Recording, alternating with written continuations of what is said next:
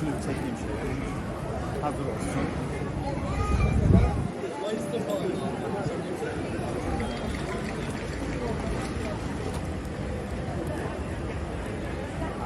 Paper.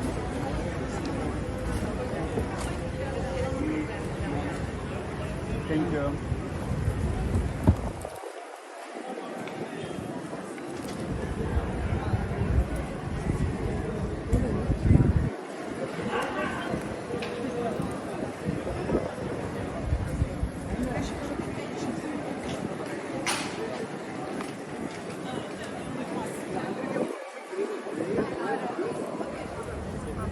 Thank you.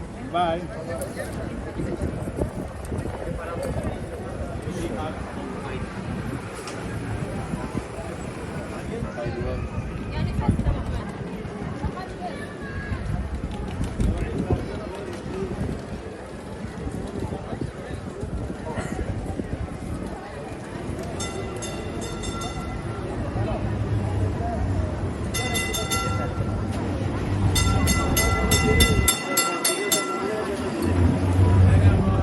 İsmim Mustafa Topçuoğlu.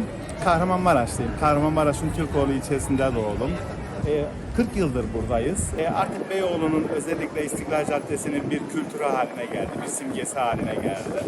Hem haşlamasını yapıyoruz hem kızartmasını yapıyoruz bu içli köftenin. Annemden bir fikir çıktı. Annem babama içli köfte yapsam satabilir misin dedi. Babam da satarım dedi. Annem içli köfte yaptı, babam sattı. Yıllarca bu böyle devam etti. Babam rahmetli olduktan sonra bu beyaz önlüğünü ben giydim. Babamın işini devam ettirmek istedim. Onun mirasını devam ettirmek istedim. Ve bana bırakmış olduğu en büyük, en önemli miraslardan bir tanesi bu beyaz önlük ve bu içli köfte tezgahı. Ve ben bu hikayenin hep devam etmesini istedim. Bu hikayeyi anlatan bir kitap yazdım. Babamı anlatan bir kitap yazdım. Artık buranın bir kültürü oldu. Beyoğlu'nun, özellikle İstiklal Caddesi'nin nasıl sokakta hani bir kestane yeme alışkanlığı, bir simit yeme alışkanlığı vardı. Artık Beyoğlu İstiklal Caddesi'ne çıkan insanlar içli köfte yemeye geliyorlar. Ve buna da vesile olduğumuz için gerçekten çok mutluyum. Yukarıda restoranımız var, 5. katta Sabırtaşı Restoran. Orada da Kahramanmaraş yemeklerini yapıyoruz. Eşim Fatma Hanım yapıyor, ben satıyorum. Daha önce annem Fatma Hanım yapıyordu, babam satıyor. Bizim Kahramanmaraş lezzetleri içerisinde çok önemli yemeklerimiz vardır. Neler vardır? İşte restoranımızda Kahramanmaraş çömelek köftesi, Kahramanmaraş eşkili çorbası, eli böğründe, işte böreğimizi yapıyoruz, çiğ börek diyoruz. Bizim orada yarımca derler.